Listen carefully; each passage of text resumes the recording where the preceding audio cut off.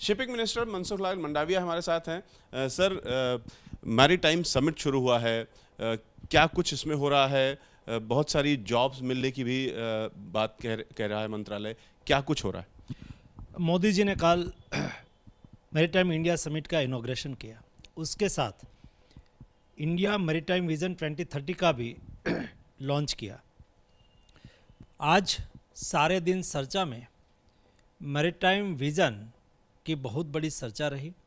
Maritime vision अगले 10 साल में भारत को विश्व के डेवलप्ड कंट्री के साथ या तो डेवलप्ड कंट्री के बराबर का इंफ्रास्ट्रक्चर हिंदुस्तान में हम कैसे बनाए, उसका रोड मैप हमने दिया है। आज मेरी विश्व की 23 कंपनीज़ के सीईओ के साथ राउंड टेबल मीटिंग हुई। खास करके उसमें सी फेरर रिक्रूटमेंट एजेंसी भी थी। तो ये मीटिंग में सबसे महत्वपूर्ण विषय ये निकल के आया कि जब देश में पेंडेमिक की स्थिति थी, ऐसी स्थिति में मोदी जी ने देश में जब जो मैनेजमेंट किया उसकी सराहना भी की, और ये पेंडेमिक की सिचुएशंस में हिंदुस्तान एक एकलौता देश था वो साइन ऑफ साइन ऑन की परमिशन देता था, उसकी भी सराहना की।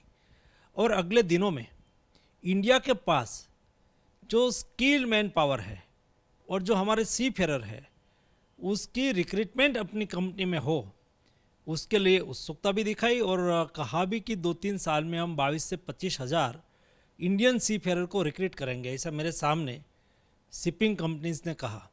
और उसमें उन्होंने ये भी ऐड किया कि अभी सभी शिपिंग लाइन को परमानेंट क्रू चाहिए और उसके लिए वो कंपनी चाहे ऐसी ट्रेनिंग चाहिए। वो पीपीपी मोड से इंडिया में आत्मनिर्भर भारत के अंतर्गत वो अपनी इंस्टीट्यूट लगाएंगे, या तो इंडियन इंस्टीट्यूट के साथ कोलैबोरेशन करके इंडिया में ट्रेनिंग करके एक उसकी रिक्वायरमेंट के अनुसार स्किल मैन पावर तैयार करेंगे और वो रिक्रूटमेंट करेंगे।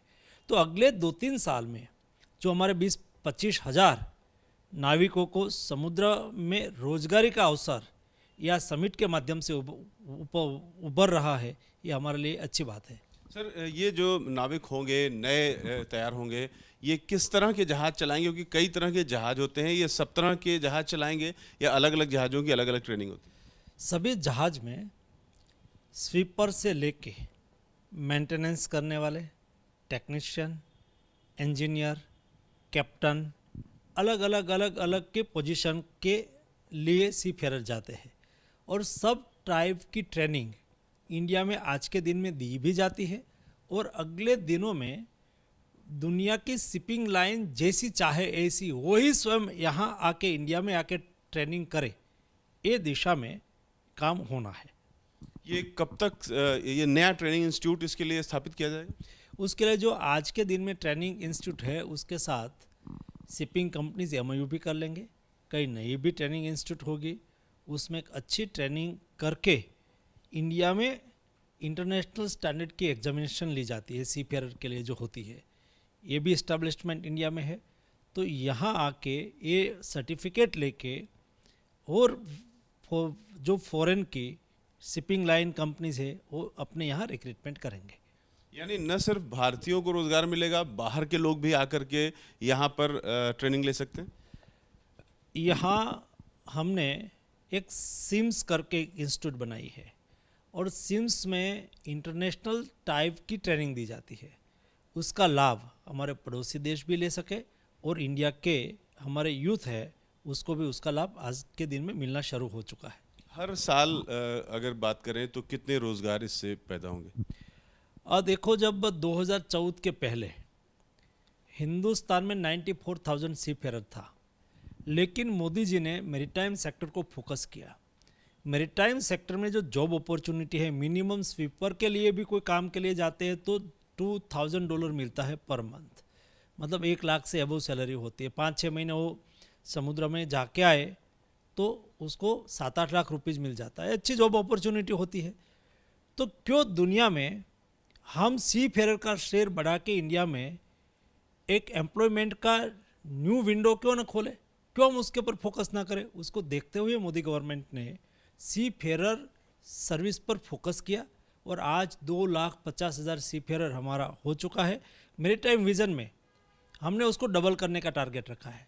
मीन्स अगले 10 साल में हम हमारा 2,50,000 से बढ़ा के 5 लाख सीफेयर कर देंगे। ये हमारे लिए एक अच्छी बात होगी। जो समिट हो रही है उसका क्या उद्देश्य है, उसमें क्या क्या होना है?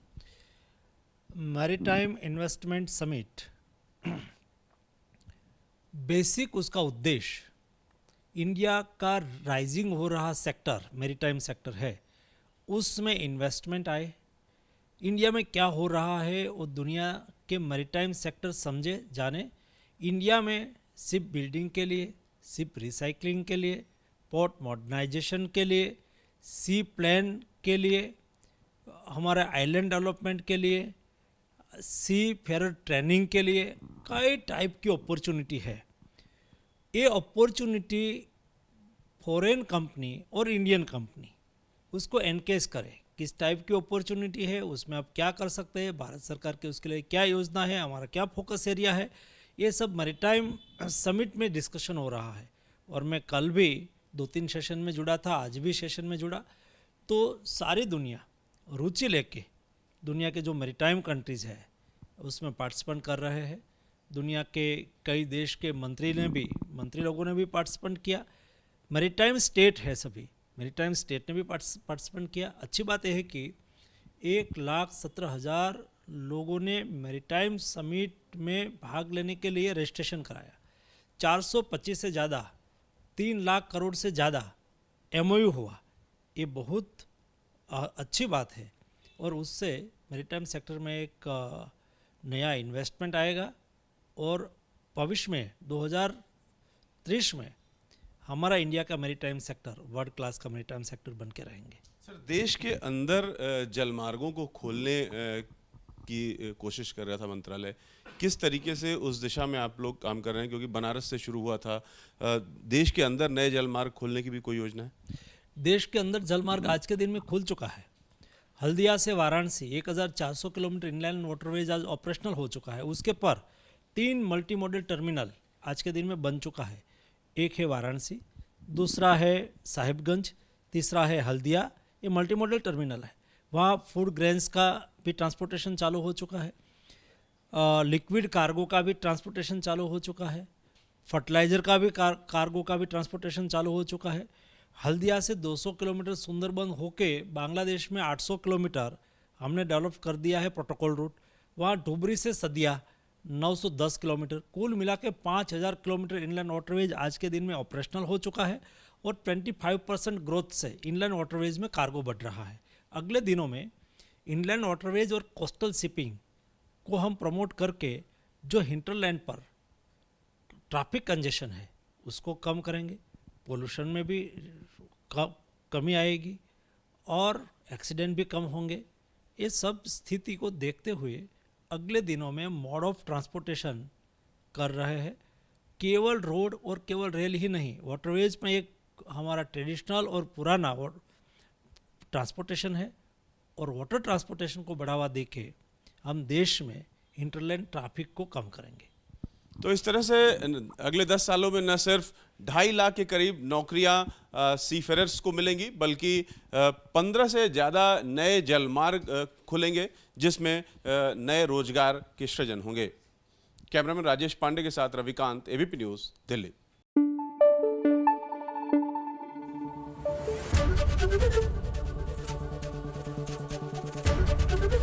ABP न्यूज़ आपको रखे आगे।